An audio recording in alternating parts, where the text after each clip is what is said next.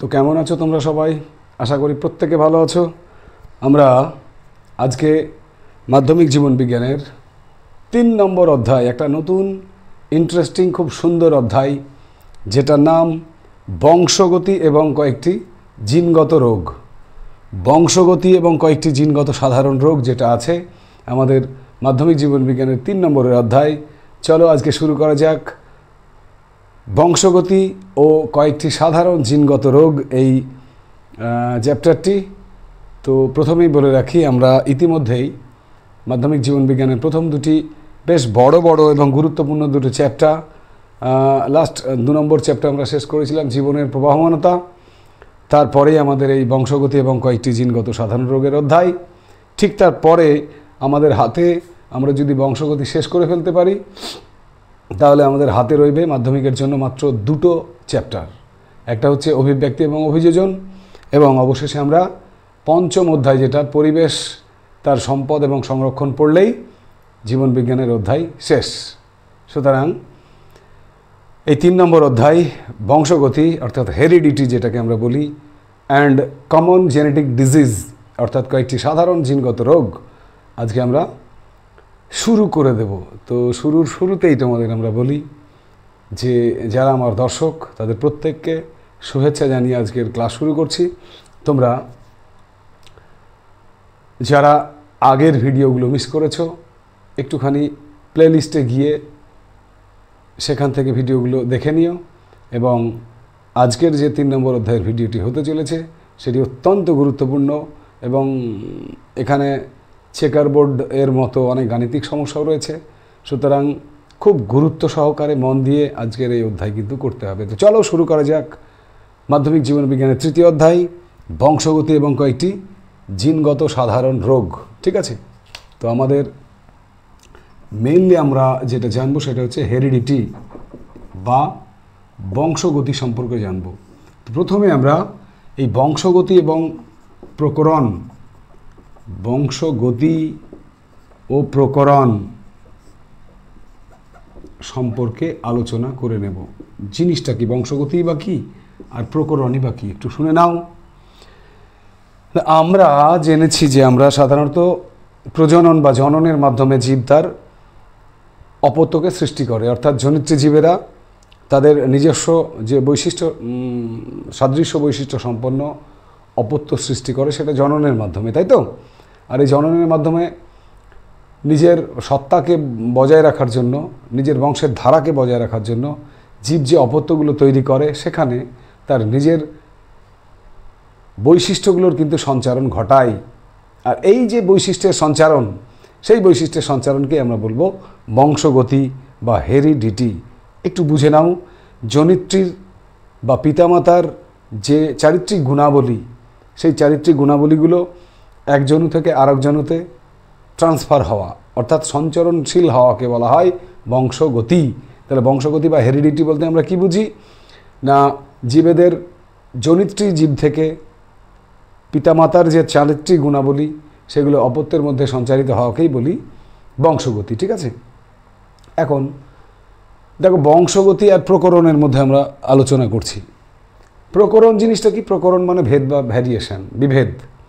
এখানে আমি প্রথমেই বলি যে দেখো, জীবেরা তার জননের মাধ্যমে একটা নির্দিষ্ট নিয়ম মেনে তার বৈশিষ্ট্যগুলোর সঞ্চারণ ঘটায়, যার ফলস্বরূপ আমাদের কি হয় না, যেগুলো জনিত্রী তাদের মতো হুবহু প্রায় কাছাকাছি বৈশিষ্ট্য সম্পন্ন অপত্যের জন্ম হয়। আর সেই কারণেই যুগ যুগ ধরে দেখো আম গাছের সন্তানেরা আম গাছ, মানুষের সন্তানেরা মানুষ, গরুর সন্তানেরা গরু, এরকম তৈরি হয়। অর্থাৎ প্রজাতির যে ধারা, বৈশিষ্ট্য সেগুলো বজায় থাকে। কিন্তু মাঝে মাঝে তোমরা লক্ষ্য করে দেখবে যে পিতামাতার যারা সন্তান হুবহু কিন্তু পিতামাতার মতো গুণসম্পন্ন হয় না। এমনকি যারা যমজ সন্তান তাদের মধ্যেও কিছু না কিছু পার্থক্য লক্ষ্য করা যায়। এই যে পার্থক্য, এই পার্থক্যকে আমরা বলবো ভেদ বা বিভেদ বলবো, বিভেদ বা ভ্যারিয়েশন। ভ্যারিয়েশনটা কি না, পিতামাতার যে সন্তান সন্ততির মধ্যে কিছু না কিছু বৈশিষ্ট্যের, তাদের জিনগত গঠন এক হলেও চারিত্রিক গুণাবলী কিছু কিছু পার্থক্য দেখা যায়, সেগুলোকে আমরা বলবো বিভেদ।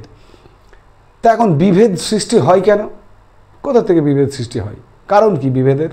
না, বিভেদের কারণ যদি আমরা আলোচনা করি তাহলে দেখতে পাবো 3টে কারণে বিভেদ সৃষ্টি হতে পারে। Number 1, crossing over. Crossing over বলতে আমরা জানি যৌন জননের সময় মিওসিস ঘটে, আর মিওসিসের সময় ক্রসিং ওভার ঘটে। ক্রসিং ওভার ঘটলে কি হয় না, জিনগুলো পুনঃসজ্জা লাভ করে, অর্থাৎ রিকম্বিনেশন অফ জিন যাকে বলি আমরা। এই তখনই কিন্তু জিনেদের যে চারিত্রিক গুণাবলী সেটার পরিবর্তন ঘটে যায়, অর্থাৎ বিভেদ সৃষ্টি হয়। তাহলে আমরা বলতে পারি যৌন জননের মিওসিসের সময় যখন ক্রসিং ওভার ঘটে তখনই কিন্তু বিভেদ বা ভ্যারিয়েশন সৃষ্টি হয়। নাম্বার 2, আর কি থেকে বিভেদ সৃষ্টি হতে পারে? নাম্বার 2, পরিবেশগত প্রভাব। পরিবেশগত প্রভাব এর ফলেও কিন্তু, পরিবেশগত প্রভাবের ফলেও কিন্তু বিভেদ সৃষ্টি হতে পারে। তোমরা দেখে থাকবে যারা যমজ হয় তাদের তো জিনগত গঠন একই রকম হয়, ক্লোন যেগুলো তাদেরও তো হুবহু একই রকম জিনগত গঠন হয়। তাহলে তাদের ক্ষেত্রে বিভেদ কি করে তৈরি হয়? না, তাদের ক্ষেত্রে আমরা বিভেদ পাই তোমার পরিবেশগত প্রভাবের জন্য। দেখা গেছে যে একই যমজ সন্তান যদি হয়, তাদের যদি আলাদা আলাদা পরিবেশে বড় করা হয় তাহলে কিন্তু তাদের মধ্যে বিভেদ বা ভ্যারিয়েশন দেখা দেবে। নাম্বার 3 যেটা আমরা বলবো ক্রসিং ওভার, পরিবেশগত প্রভাব, এবং নাম্বার 3 হচ্ছে সবচেয়ে যেটা গুরুত্বপূর্ণ, সেটা হচ্ছে মিউটেশন। মিউটেশন বা বাংলায় যাকে আমরা বলবো পরিব্যক্তি। মিউটেশন বা পরিব্যক্তিটা কি জিনিস না, মিউটেশন বা পরিব্যক্তি যেটা, সেটা আমরা দেখব যে জীবের মধ্যে আকস্মিক যে বংশগত ক্রোমোজোমগত জিনের যে পরিবর্তনগুলো হয়, অর্থাৎ বংশগতভাবে সঞ্চরণশীল এবং তোমার আকস্মিক যে জিনের পরিবর্তন, সেই জিনের আকস্মিক পরিবর্তনকে আমরা বলবো মিউটেশন বা পরিব্যক্তি। এবং এই মিউটেশন বা পরিব্যক্তির ফলস্বরূপ কিন্তু আমরা পরবর্তীতে দেখব ভেদ বা প্রকরণ বা ভ্যারিয়েশন সৃষ্টি হয়। তাহলে আমরা যদি বলি প্রকরণ বলে কাকে, প্রকরণের সংজ্ঞা কি? প্রকরণ হচ্ছে যে আমরা বলবো জীবের তোমার যে একই প্রজাতিভুক্ত জীব যেগুলো, সেগুলোর যে জিনগত পরিবর্তন সেটা হচ্ছে প্রকরণ। আর এই জিনগত পরিবর্তনের ফলেই জীবেদের যে চারিত্রিক বৈশিষ্ট্যের পরিবর্তনগুলো ঘটে, সেই চারিত্রিক বৈশিষ্ট্যের পরিবর্তনকে আমরা বলবো প্রকরণ। তাহলে মিউটেশনের ফলই কিন্তু আমরা বলতে পারি প্রকরণ। মিউটেশনটা কি আরেকবার বলি, জীবেদের বংশগতভাবে সঞ্চরণশীল এবং ক্রোমোজোমগত যে বৈশিষ্ট্যগুলো জীবেদের জিনের আকস্মিক পরিবর্তন ঘটায়, অর্থাৎ জিনের আকস্মিক পরিবর্তনকে আমরা বলবো মিউটেশন। আর মিউটেশনের ফলে জীবেদের যে চারিত্রিক গুণাবলী বা চারিত্রিক বৈশিষ্ট্যের পরিবর্তন হয়, সেই চারিত্রিক বৈশিষ্ট্যের পরিবর্তনকে আমরা বলবো প্রকরণ বা ভেদ। ঠিক আছে, চারিত্রিক বৈশিষ্ট্যের যে পার্থক্য তাকে আমরা বলবো প্রকরণ বা ভেদ। ক্লিয়ার? এখন আমরা বলতেই পারি বিভেদ এবং এই তোমার কি বলে ওটাকে, বংশগতি, আমাদের যে হেরিডিটি বা বংশগতি এবং বিভেদ, এরা কিন্তু একে অপরের পরিপূরক হয়, দুজনে হাত ধরাধরি করে এগোই, তাই না? তো যাই হোক, আমরা জানলাম যে জননের ফলে জনিত্রী জীবেদের মধ্যে থেকে অপত্য জীবে কি হয় না, সংখ্যা বৃদ্ধি হয়, তাদের বৈশিষ্ট্যের সঞ্চারণ ঘটে। আর এই বৈশিষ্ট্যের সঞ্চারণকে আমরা কি বলি? বংশগতি বলি।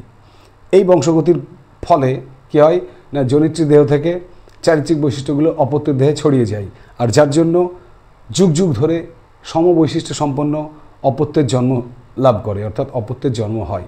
যেমন আমি কি বললাম, আম গাছের সন্তান আম গাছ, গরুর সন্তান গরু, মানুষের সন্তান মানুষ, এরকমটা কিন্তু হয়। তা সত্ত্বেও আমরা কি বলেছি, হুবহু একই রকম কিন্তু জীব সৃষ্টি হয় না, এমনকি পিতামাতার থেকেও তাদের সন্তান সন্ততিরা আলাদা হয়, যেটাকে আমরা বললাম বিভেদ, ভ্যারিয়েশন। বিভেদের কারণ কি বললাম, বোর্ডে দেখো, ক্রসিং ওভার, পরিবেশগত প্রভাব, মিউটেশন বা পরিব্যক্তি, এই তিনটে হচ্ছে বিভেদের কারণ। এখান থেকে আমরা চলে গেলাম কোথায়, মিউটেশন কাকে বলে? মিউটেশন হচ্ছে জীবেদের জিনের আকস্মিক যে পরিবর্তন কি হয়, বংশগতভাবে একজন থেকে আরেকজনকে সঞ্চারিত হতে পারে, সঞ্চরণশীল, এবং যেগুলো ক্রোমোজোমগত, সেইগুলোকে আমরা বলবো মিউটেশন বা পরিব্যক্তি। আর এই পরিব্যক্তির ফলে জীবেদের চারিত্রিক বৈশিষ্ট্যের যে পার্থক্য লক্ষ্য করা যায়, সেটাকেই আমরা বলবো প্রকরণ বা ভ্যারিয়েশন বা ভেদ। ক্লিয়ার? এবারে আমরা সোজা চলে যাব বংশগতির ইতিহাসে। 1866 সালে বিজ্ঞানী গ্রেগর জোহান মেন্ডেল, তিনি একজন অস্ট্রিয়াবাসী ছিলেন। কি নাম বললাম? Gregor Johann Mendel. এই গ্রেগর জোহান মেন্ডেল একজন অস্ট্রিয়াবাসী ধর্মযাজক। তিনি প্রথম কি করেছিলেন, যে এই যে যুগ যুগ ধরে আমরা কি বললাম, জনিত্রী জীব থেকে হুবহু প্রায় সমবৈশিষ্ট্য সম্পন্ন অপত্যের সৃষ্টি হচ্ছে, এটার কারণ কি? সেই কারণ উন্মোচন করতে গিয়েই অস্ট্রিয়াবাসী বিজ্ঞানী গ্রেগর জোহান মেন্ডেল তিনি মটর গাছ নিয়ে বিভিন্ন পরীক্ষা নিরীক্ষাগুলো করেছিলেন, এবং তার পরীক্ষার যে সিদ্ধান্ত, সেই সিদ্ধান্তগুলো থেকে বংশগতির দুটো গুরুত্বপূর্ণ সূত্র, নাম্বার 1 প্রকটতার সূত্র, ল অফ ডমিন্যান্ট, প্রকটতার সূত্র, এবং নাম্বার 2 স্বাধীন সঞ্চারণ সূত্র,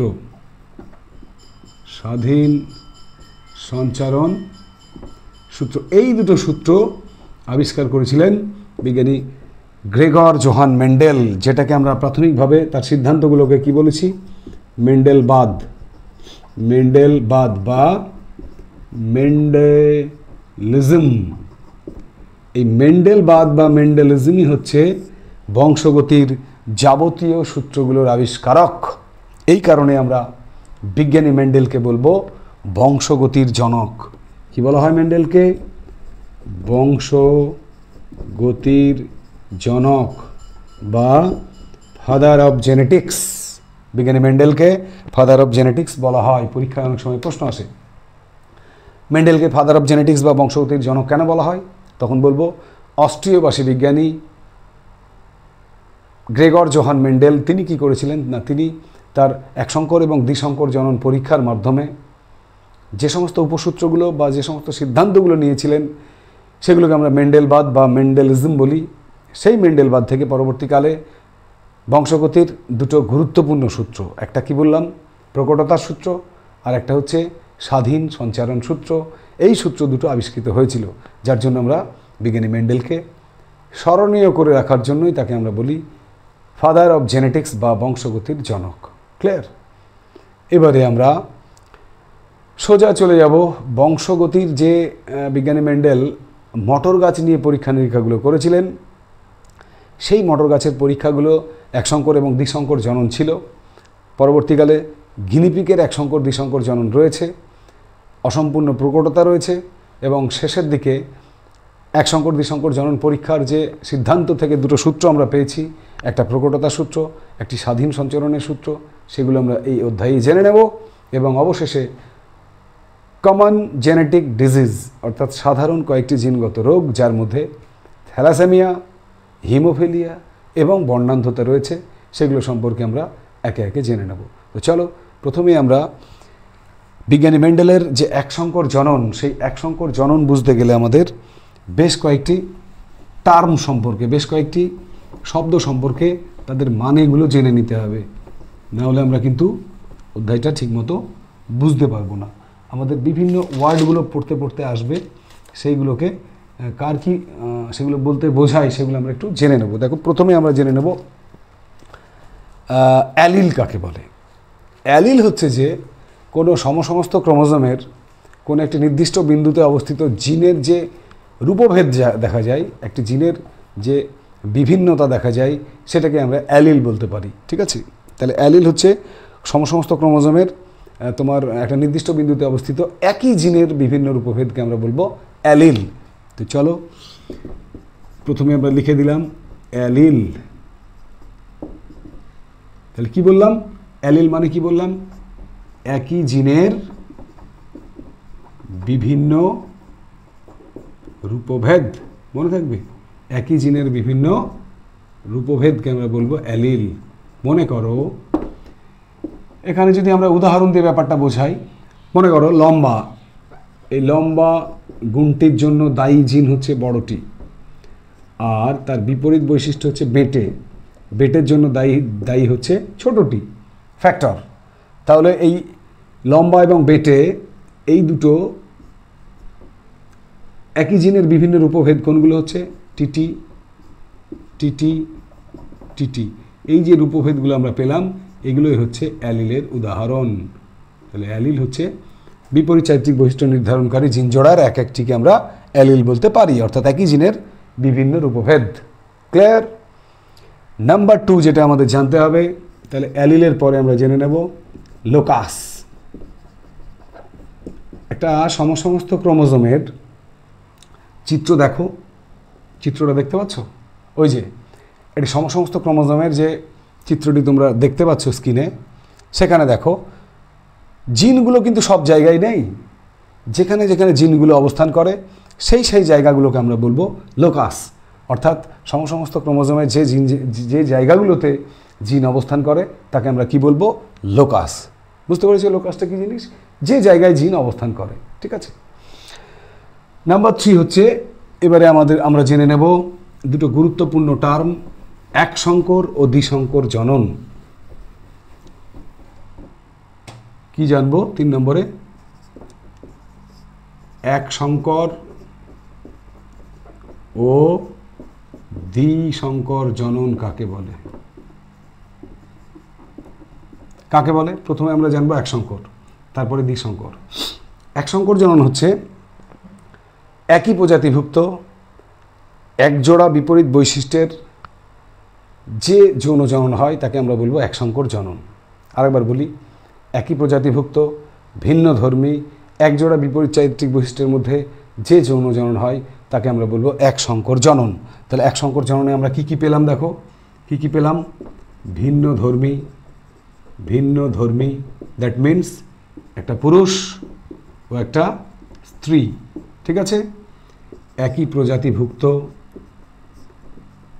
প্রজাতিভুক্ত তার মানে কি?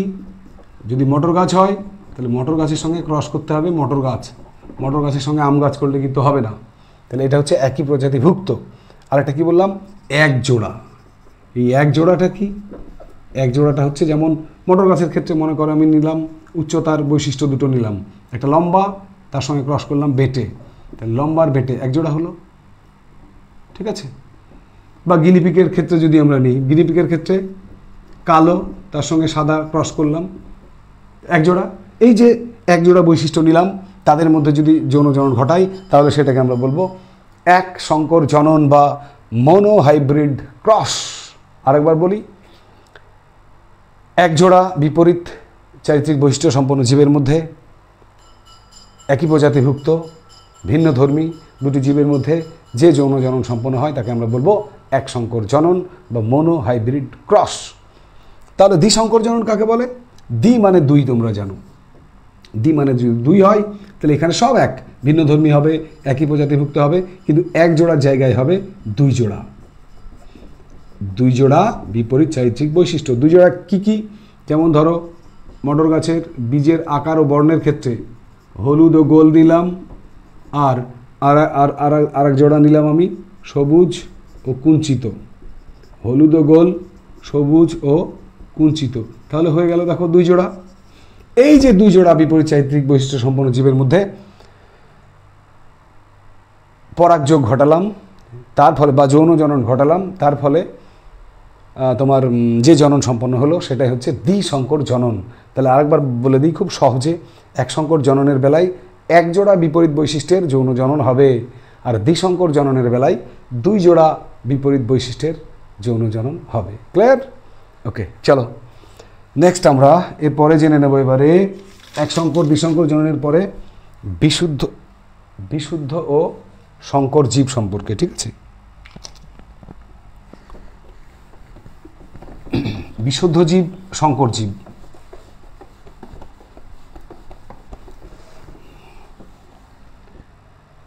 তো দেখো 4 নম্বর বিশুদ্ধ জীব, বিশুদ্ধ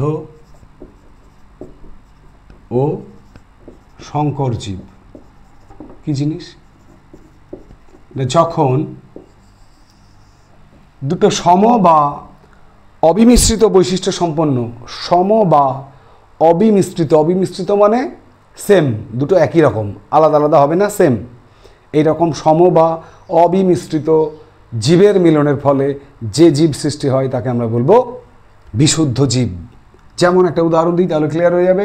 মনে করো একটা লম্বা, বিশুদ্ধ লম্বা, তার সঙ্গে আরও একটা বিশুদ্ধ লম্বা, দুটোই সমগুণ মানে সম বা অবিমিশ্রিত দুটো জীব, তাই না? এইরকম দুটো জীবের মধ্যে মিলন যদি ঘটাই তাহলে যে জীবটা তৈরি হবে সেটাও কিন্তু বিশুদ্ধ লম্বাই হবে। তাহলে এটাও ছিল বিশুদ্ধ লম্বা, তার সঙ্গে আর একটা বিশুদ্ধ লম্বার যদি মিলন ঘটাই তাহলে যেটা তৈরি হবে সেটাও বিশুদ্ধ লম্বা। তার জন্য কি বললাম?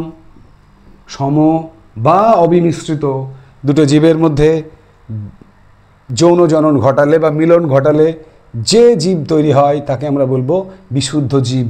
এখানে এই ক্যাপিটাল টি এটা হচ্ছে একটা বিশুদ্ধ লম্বা মটর গাছ, অর্থাৎ এটি একটি বিশুদ্ধ জীব। নেক্সট, এবারে সংকর জীব। সংকর জীব কাকে বলে? না, সংকর জীব হচ্ছে ওই যে বলেছিলাম যে দুটি সম বা অবিমিশ্রিত, একটু উল্টিয়ে দাও, দুটি বিষম বা মিশ্রিত জীবের মিলনের ফলে যে জীব সৃষ্টি হয় তাকে আমরা বলবো সংকর জীব। অর্থাৎ সংকর জীব উৎপাদনে যে দুটো জীবের মিলন ঘটাবো সেই দুটো বিষম প্রকৃতির হবে, সম প্রকৃতির হবে না। তাহলে কী হবে? একটা উদাহরণ দিয়ে দেখি। একটা মনে করো লম্বা জীব, লম্বা মটর গাছ, বিশুদ্ধ লম্বা, ঠিক আছে? তার সঙ্গে যদি আমি একটি বিশুদ্ধ বেটে মটর গাছের যৌন জনন ঘটাই বা পরাগযোগ ঘটাই তাহলে যে মটর গাছটা তৈরি হবে সেই মটর গাছটা হবে ক্যাপিটাল টি স্মল টি। এইটা হচ্ছে সংকর জীব। অর্থাৎ এটি একটি লম্বা ছিল, এটি একটি বেটে ছিল। কেমন লম্বা? এটা ছিল বিশুদ্ধ লম্বা আর এটা ছিল বিশুদ্ধ বেটে, এবং তাদের মিলনের ফলে যে জীবটা উৎপন্ন হলো এটা কিন্তু লম্বা হলো, বাট সংকর লম্বা। কেমন লম্বা? সংকর লম্বা। তাহলে সংকর জীব কাকে বলে? দুটি বিষম আকৃতির গ্যামেটের মিলনের ফলে, দুটি বিষম আকৃতি বা মিশ্রিত জীবের মিলনের ফলে যে জীব তৈরি হয় তাকে আমরা বলবো সংকর জীব। ক্লিয়ার? তাহলে বিশুদ্ধ জীব, সংকর জীব আমরা বুঝতে পেরেছি। এবারে আমরা জেনে নেব এই বংশগতির আলোচনায় পরবর্তীতে আমরা জেনে নেব দুটো টার্ম বারবার তোমাদের ব্যবহার করতে হবে। সেটা হচ্ছে জনিত্রীজনু বা প্যারেন্টস জেনারেশন এবং অপত্যজনু। জনিত্রীজনু, অপত্যজনু কী জিনিস দেখো, সংজ্ঞা নম্বর 5। জনিত্রীজনু যেটাকে আমরা পি দ্বারা প্রকাশ করি ও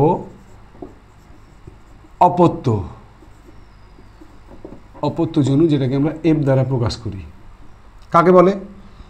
না, এই যৌন জনন ঘটানোর সময় দুটো জীবের যৌন জনন ঘটিয়ে আমরা যখন অপত্য জীব তৈরি করি তখন কি হয় না, এই জীবেদের একটিকে আমরা পুরুষ হিসেবে কল্পনা করি আর একটিকে স্ত্রী হিসেবে কল্পনা করি। এই যারা মিলিত হয়ে অপত্য তৈরি করে সেই মিলিত হওয়া জীব দুটিকে আমরা বলি অপত্যজনু, জনিত্রীজনু। অর্থাৎ যৌন জননে যে দুটো জনু অংশগ্রহণ করে তাদেরকে আমরা বলি জনিত্রীজনু বা পি জনু, বা এটাকে আমরা বলি প্যারেন্ট জেনারেশন। জনিত্রীজনু তাহলে কি? যারা যে পুরুষ এবং স্ত্রী যে জীব দুটি যৌন জননে অংশগ্রহণ করে তারাই হচ্ছে জনিত্রীজনু। আর অপত্যজনু কারা? অপত্যজনু হচ্ছে যারা জনিত্রীজনুর যৌন জননের ফলে যারা উৎপন্ন হয়, তৈরি হয় যারা, তারাই হচ্ছে অপত্যজনু। যেমন মনে করো একটা বিশুদ্ধ লম্বা মটর গাছ নিলাম, ঠিক আছে? বিশুদ্ধ লম্বা একটা মটর গাছ নিলাম, তার সঙ্গে বিশুদ্ধ বেটে একটা মটর গাছ নিলাম। এবার এদের মধ্যে যদি যৌন জনন ঘটাই তাহলে দেখবে প্রথম অপত্য বংশে যে মটর গাছগুলো উৎপন্ন হবে সেগুলো হচ্ছে সংকর লম্বা। তো এই যে জনুটা, এই জনুটাকে আমরা বলবো পি জনু, অর্থাৎ প্যারেন্ট জেনারেশন বা পি জনু, বা এগুলো হচ্ছে জনিত্রীজনু। এই যে বিশুদ্ধ লম্বার সঙ্গে বিশুদ্ধ বেটের যদি আমি পরাগযোগ ঘটাই, ইতর পরাগযোগ ঘটাই, তাহলে সেটা হচ্ছে পি জনু। আর তার ফলে যে জনুটা উৎপন্ন হচ্ছে এই যে সংকর লম্বা, এইটা হচ্ছে F1 জনু। অর্থাৎ ফার্স্ট অপত্য জনু, প্রথম অপত্য বংশ। এই প্রথম অপত্য বংশে উৎপন্ন শঙ্কর লম্বা মটর গাছগুলো নিয়ে এখানে আমি যদি আবার শঙ্কর লম্বা ক্রস শঙ্কর লম্বা অর্থাৎ প্রথম অপত্য বংশে উৎপন্ন মটর গাছগুলো নিয়ে যদি আবার ক্রস করি, তাহলে দেখব আমরা 4 প্রকারের মটর গাছ উৎপন্ন হবে। একটা হচ্ছে বিশুদ্ধ লম্বা, একটা হচ্ছে শঙ্কর লম্বা, আরও একটা শঙ্কর লম্বা, অবশেষে বিশুদ্ধ বেটে। এই যে মটর গাছগুলো উৎপন্ন হলো, এইগুলোকে আমরা বলবো F2 জনু, অর্থাৎ দ্বিতীয় অপত্য বংশ। তাহলে কি বললাম? যে দুটো জীবের মধ্যে যৌন জনন ঘটানো হয়, যাদের একটিকে আমরা পুরুষ এবং একটিকে স্ত্রী হিসেবে কল্পনা করি, তাদের আমরা বলবো জনিত্রী জনু বা প্যারেন্ট জেনারেশন। জনিত্রী জনুদের মিলনের ফলে যে জনুগুলো উৎপন্ন হয় বা যে জীবগুলো উৎপন্ন হয় তাদের আমরা বলি অপত্য জনু। প্রথমবারে যেটা উৎপন্ন হচ্ছে সেটা F1 জনু। F1 জনুগুলোর আবার মিলনে যে অপত্য জনু তৈরি হয় সেগুলোকে আবার বলি F2 জনু। ক্লিয়ার? তাহলে এখানে বিশুদ্ধ লম্বা এবং বিশুদ্ধ বেটে মটর গাছের যে যৌনজনন, সেক্ষেত্রে বিশুদ্ধ লম্বা এবং বিশুদ্ধ বেটে মটর গাছের যৌনজননটি এখানে দুজনে অংশগ্রহণ করে, তাই বিশুদ্ধ লম্বা এবং বিশুদ্ধ বেটেটা হচ্ছে জনিত্রী জনু। তাদের থেকে আমরা প্রথমে পেলাম সব শঙ্কর লম্বা। তাহলে শঙ্কর লম্বাটা প্রথম অপত্য বংশে উৎপন্ন হয়েছে, তাই এটা F1 জনু। সেগুলো থেকে আবার দ্বিতীয় অপত্য বংশে একটি বিশুদ্ধ লম্বা, দুটি শঙ্কর লম্বা, একটি বিশুদ্ধ বেটে মটর গাছ তৈরি হয়, তাই এগুলো আবার হচ্ছে F2 জনু। ক্লিয়ার? নেক্সট আমরা জেনে নেব প্রকট প্রচ্ছন্ন। প্রকট ও প্রচ্ছন্ন দুটো ইম্পর্ট্যান্ট খুব সংজ্ঞা, একটুখানি জেনে নাও। কি বললাম? প্রকট বৈশিষ্ট্য। নেক্সট হচ্ছে আমরা 6 নম্বরে বলবো প্রকট ও প্রচ্ছন্ন কাকে বলে। দেখো, দুটো বিপরীত চারিত্রিক বৈশিষ্ট্য সম্পন্ন জীবের মধ্যে যদি আমরা পরনিষেক ঘটাই, তাহলে প্রথম অপত্য বংশে যার বৈশিষ্ট্যটি প্রকাশিত হয় সেটি হচ্ছে প্রকট। যেটি প্রকাশিত হয় না, সুপ্ত থাকে, সেটা হচ্ছে প্রচ্ছন্ন। এটা আমরা জানি। একটা উদাহরণ দিই। একটা বিশুদ্ধ লম্বা মটর গাছ, একটা বিশুদ্ধ বেটে মটর গাছ, এদের মধ্যে তুমি পরাগযোগ ঘটাও, তাহলে দেখবে প্রথম অপত্য বংশে, একটু আগেই বললাম F1 জনুতে, সেখানে সমস্ত মটর গাছগুলো যেগুলো উৎপন্ন হবে সবাই শঙ্কর লম্বা। তাহলে এখানে সবই যদি লম্বা হবে, বেটে গুণটা গেল কোথায়?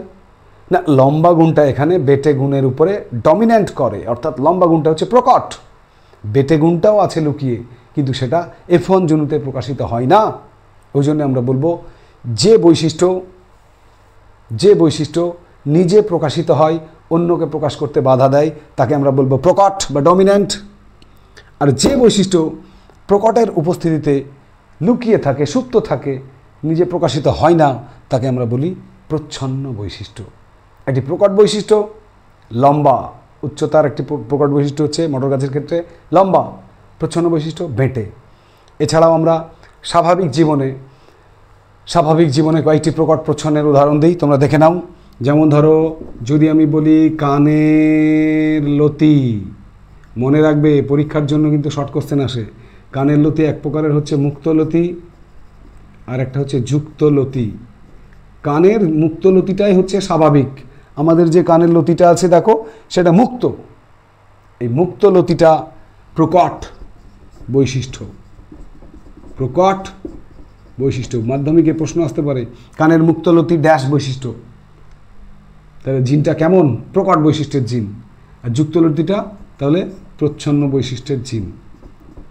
ঠিক তেমনি যদি আমরা জীবের ক্ষেত্রে বলি, জীব দুই প্রকার জীব হয়। একটা হচ্ছে স্বাভাবিক, আর 2 নম্বর হচ্ছে রোলার। যে জীবগুলো আমরা সাধারণত সবাই জীবকে রোল করতে পারি, তার জন্য রোলার জীবটা হচ্ছে প্রকট, আর স্বাভাবিক জীবটা হচ্ছে প্রচ্ছন্ন বৈশিষ্ট্য। এরকম আমরা বেশ কয়েকটি প্রকট এবং বেশ কয়েকটি প্রচ্ছন্ন বৈশিষ্ট্য পেয়ে থাকি। যেগুলো নিজে প্রকাশিত হয়, অন্যকে প্রকাশে বাধা দেয়, সেগুলো প্রকট বৈশিষ্ট্য। আর যেগুলো প্রকটের উপস্থিতিতে যারা সুপ্ত থাকে, লুকিয়ে থাকে, প্রকাশিত হয় না, অপ্রকাশিত থাকে, সেই সমস্ত বৈশিষ্ট্যকে আমরা বলবো প্রচ্ছন্ন বৈশিষ্ট্য। উদাহরণ বোর্ডেই আছে, দেখো উদাহরণ। ক্লিয়ার? নেক্সট এবারে আমরা সোজা চলে যাব এই বংশগতির যে টার্মগুলো আমরা একে একে জানছি, শব্দগুলো সম্পর্কে পরিচিতি লাভ করছি, তার মধ্যে একদম শেষ দিকে আমাদের জেনে নিতে হবে যে সংজ্ঞা দুটো, সেই দুটো হচ্ছে নাম্বার 7 ফিনোটাইপ ও জিনোটাইপ। ফিনোটাইপ ও জিনোটাইপ বৈশিষ্ট্য কাকে বলে একটুখানি বুঝে নাও, তাহলে খুব সহজ। ফিনোটাইপ হচ্ছে যে চারিত্রিক বৈশিষ্ট্যের, জীবেদের চারিত্রিক বৈশিষ্ট্যের বাহ্যিক প্রকাশকে আমরা বলি ফিনোটাইপ, আর জিনগত সমাহারের দ্বারা যে বৈশিষ্ট্য নির্ধারণ করা হয় তাকে আমরা বলি জিনোটাইপ। আরেকবার বলি, জীবেদের বাহ্যিক বৈশিষ্ট্যের প্রকাশকে বলবো ফিনোটাইপ, আর জীবেদের জিনগত বৈশিষ্ট্যের সমাহারের দ্বারা যেগুলো নির্ধারণ করা হয় সেটা হচ্ছে জিনোটাইপ। একদম সোজা কথায় আমরা যদি বলি তাহলে ফিনোটাইপ বাইরে দাঁড়িয়ে থেকে, তুমি এরকম করে দাঁড়িয়ে থেকে দেখতে পাবা ফিনোটাইপ কত, কিন্তু জিনোটাইপ অনুপাত কখনোই বাইরে থেকে তুমি যতক্ষণ না জিনগত পরীক্ষা নিরীক্ষা করা হচ্ছে ততক্ষণ জিনোটাইপ দেখতে পাবে না। এর উদাহরণ দিলে ব্যাপারটি আরও ক্লিয়ার হয়ে যাবে। আমরা মটর গাছের যদি একটা বিশুদ্ধ লম্বা এবং বিশুদ্ধ পেটে মটর গাছ নিয়ে এক সংকর জনন ঘটাই, তাহলে দেখতে পাবো সেখানে ফিনোটাইপের অনুপাত মটর গাছের ক্ষেত্রে লম্বা ইজ টু বেটে যদি ফিনোটাইপ লক্ষ্য করি F2 জনুতে, তাহলে দেখব মটর গাছের ফিনোটাইপ অনুপাত 3:1। কিন্তু যদি জিনোটাইপ অনুপাত দেখি, জিনোটাইপ অনুপাত যদি মটর গাছের এক সংকর জনন পরীক্ষায় F2 জনুতে দেখি, তাহলে দেখব 1:2:1। 1 ভাগ বিশুদ্ধ লম্বা, 2 সংকর লম্বা, 1 ভাগ বিশুদ্ধ বেটে। এই সমস্ত ফিনোটাইপ এবং জিনোটাইপ অনুপাত এগুলো পরীক্ষার জন্য খুবই ইম্পর্টেন্ট, এবং এগুলো সবই এক সংকর জনন পরীক্ষার মধ্যে রয়েছে। আমরা একে একে সব আসবো, মটর গাছের এক সংকর জনন, তার পরীক্ষা, চেকার বোর্ড, সিদ্ধান্ত, সমস্তগুলো নিয়ে একে একে আসবো। তাহলে আপাতত আমরা যেটুকু বংশগতি পড়ার জন্য যে সমস্ত সংজ্ঞাগুলো জেনে নিলাম সেগুলো আরও একবার খুব সংক্ষেপে বলে দিই। প্রথমে আমরা জেনে নিলাম অ্যালিল কাকে বলে, ঠিক তারপরে লোকাস কাকে বলে। নেক্সট তারপরে আমরা জেনেছি তোমার অ্যালিল, লোকাসের পরে আমরা কি জেনে নিলাম, 3 নম্বরে জেনেছিলাম তোমার এক সংকর এবং দ্বিসংকর জনন, তাই না? এক সংকর জনন কাকে বলে, দ্বিসংকর জনন কাকে বলে, সেখানে আমরা জেনেছি জনিত্রী জনু কাকে বলে, অপত্য জনু কাকে বলে, ফিনোটাইপ কাকে বলে, জিনোটাইপ কাকে বলে, এবং অবশেষে জেনে নিলাম প্রকট প্রচ্ছন্ন কাকে বলে। এই যে সংজ্ঞাগুলো আমাদের বংশগতি মেনলি এক সংকর জনন এবং দ্বিসংকর জননের যে পরীক্ষাগুলো রয়েছে সেগুলো স্টার্ট করার আগে এই টার্মগুলো সম্পর্কে না জানলে কিন্তু আমরা বিষয়টি ভালোভাবে জানতে পারবো না। তো আজকে যে ক্লাসটি তোমরা ইতিমধ্যেই করলে, সেই ক্লাসের পর তুমি যদি একটুখানি টার্মগুলো পড়ো বাড়িতে, একটু উদাহরণগুলো দেখে নাও, তাহলে দেখবে খুব সহজেই কিন্তু এগুলো হয়ে যাবে। এবারে নেক্সট শেষের দিকে, আমি আজকের ক্লাসের ঠিক শেষের দিকে একটুখানি তোমাদের বলে দিই যে বিজ্ঞানী গ্রেগর জোহান মেন্ডেল, যাকে আমরা বংশগতির জনক বা ফাদার অফ জেনেটিক্স বলেছিলাম, তিনি তার পরীক্ষার জন্য মটর গাছ নির্বাচন করেছিলেন, তাই তো? মটর গাছ নির্বাচন করেছিলেন। এখন প্রশ্ন হচ্ছে যে পৃথিবীতে গাছের তো কোনো অভাব নেই, তাহলে হঠাৎ করে তিনি মটর গাছটাই কেন নির্বাচন করলেন? কারণ আছে। বিজ্ঞানী মেন্ডেল তার পরীক্ষার জন্য মটর গাছকেই নির্বাচন করেছিলেন। কেন? তার কারণ হচ্ছে নাম্বার 1, মটর বীজ সহজলভ্য, খুব সহজেই মটরের বীজগুলোকে পাওয়া যায়। নাম্বার 2, মটরের গাছগুলো কি হয়, সেগুলো দ্রুত বংশ বিস্তার করতে পারে, অর্থাৎ খুব কম সময়ের মধ্যে একসঙ্গে অনেকগুলো প্রজাতি, তোমরা অনেকগুলো জেনারেশন ধরে পরীক্ষা নিরীক্ষা তিনি করতে পেরেছিলেন। নাম্বার 3, এগুলো স্বপরাগযোগী হওয়ার জন্য বাইরে থেকে কোনো নতুন বৈশিষ্ট্যের সঞ্চার ঘটে না, অর্থাৎ এরা বংশ পরম্পরায় বিশুদ্ধ বৈশিষ্ট্যের সঞ্চার ঘটায়। ক্লিয়ার? এছাড়াও মটর গাছের নির্বাচনের আরও কারণ যদি আমরা আমাদের বলতে হয় যে এখানে একসঙ্গে অনেকগুলো প্রায় 7 জোড়া মটর গাছের 7 জোড়া অ্যালিল একসঙ্গে আমরা দেখতে পাই, যার জন্য তার পরীক্ষা নিরীক্ষাগুলো করাও কিন্তু সুবিধা হয়েছিল। এই সমস্ত নানাবিধ কারণে বিজ্ঞানী মেন্ডেল তার পরীক্ষার জন্য মটর গাছকে নির্বাচন করেছিলেন। পরীক্ষায় যদি প্রশ্ন আসে মটর গাছ নির্বাচনের কারণ, আমরা অন্ততপক্ষে গোটা 4-5 পয়েন্ট পড়ে রাখবো। আরেকবার বলে দিই, মটর বীজ সহজলভ্য, সহজে পাওয়া যায়। নাম্বার 2, মটর গাছ দ্রুত বংশবিস্তার করতে পারে, ফলে কয়েক জেনারেশন ধরে পরীক্ষা নিরীক্ষা দ্রুত করা যায়। নাম্বার 3, এগুলো স্বপরাগযোগী হওয়ায় বিশুদ্ধ বৈশিষ্ট্যের ধারা বজায় থাকে, বাইরে থেকে নতুন কোনো বৈশিষ্ট্যের সঞ্চার ঘটে না। নাম্বার 4, মটর গাছে একসঙ্গে অনেকগুলো অ্যালিল দেখা যায়, 7 জোড়া অ্যালিল দেখা যায়, যার জন্য পরীক্ষা নিরীক্ষা করা সুবিধা হয়েছিল। ঠিক আছে, এই সমস্ত কারণে বিজ্ঞানী মেন্ডেল তার পরীক্ষার জন্য মটর গাছ নির্বাচন করেছিলেন। তার পরীক্ষা বলতে একসঙ্কর জনন এবং দ্বিসংকর জনন পরীক্ষার জন্য তিনি মটর গাছ নির্বাচন করেছিলেন। ঠিক আছে, তো এই যে বললাম আমি যে 7 জোড়া অ্যালিল, সেই 7 জোড়া অ্যালিল তোমরা অবশ্যই অ্যালিলগুলো মুখস্থ করে রাখবে। দেখবে সেখানে ফুলের বর্ণ, ফলের বর্ণ, ফলের আকার, ঠিক আছে, এই সমস্ত বিভিন্ন বৈশিষ্ট্যগুলোর যে 7 জোড়া অ্যালিল তিনি বলেছিলেন, সেগুলোর মধ্যে উচ্চতার দিক দিয়ে লম্বা বেঁটে, বীজের আকারের দিক দিয়ে তোমার গোলাকার কুঞ্চিত, সবুজ হলুদ, হলুদ সবুজ, সাদা রঙিন, শীর্ষে কক্ষে, স্ফীত খাঁজ বিশিষ্ট, এই 7 জোড়া বৈশিষ্ট্য তিনি মটর গাছের মধ্যে পেয়েছিলেন, যার জন্য পরীক্ষার জন্য তিনি সফলতা খুব সহজেই অর্জন করতে পেরেছিলেন। ঠিক আছে, তাহলে আমরা বংশগতি পুরোটাই কিন্তু একদম অঙ্কের মতো নম্বর। এখানে একটু বুঝে করতে পারলে বংশগতি থেকে কোনো নম্বর কিন্তু তোমাদের ফেলে আসার কথা নয়। আমি আশা করি আগামী দিনে বংশগতির যে পার্ট 2 ক্লাস নিয়ে আমি আসব, সেখানে বিজ্ঞানী মেন্ডেলের একসঙ্কর জনন, দ্বিসংকর জনন এবং সেগুলোর সিদ্ধান্ত এবং কয়েকটি জিনগত সাধারণ রোগ নিয়ে আমরা ফিরে আসব। এবং যতক্ষণ না ফিরে আসছি, তোমরা প্রত্যেকে সুস্থ থেকো, ভালো থেকো এবং তোমাদের সবার প্রিয় চ্যানেল সায়েন্স উইথ মিন্টু স্যারকে এভাবেই তোমরা সাপোর্ট করে যেও। তোমাদের প্রত্যেকের আগামী যে টার্গেট মিশন 2026-এর পরীক্ষা সবার ভালো হোক, এবং সেই ভালো পরীক্ষার জন্য আমাদের এখন থেকে চূড়ান্ত প্রিপারেশন কিন্তু নিতে শুরু করতে হবে। তোমরা জানো কিছুদিন আগে তোমাদের যারা দাদা দিদি ছিল, মাধ্যমিক ব্যাচ যারা 2025-এর, তাদের রেজাল্ট বেরিয়েছে। জানি না কোন অঞ্চলে কার কেমন রেজাল্ট হয়েছে, একটু কমেন্টে জানিয়ে দিও।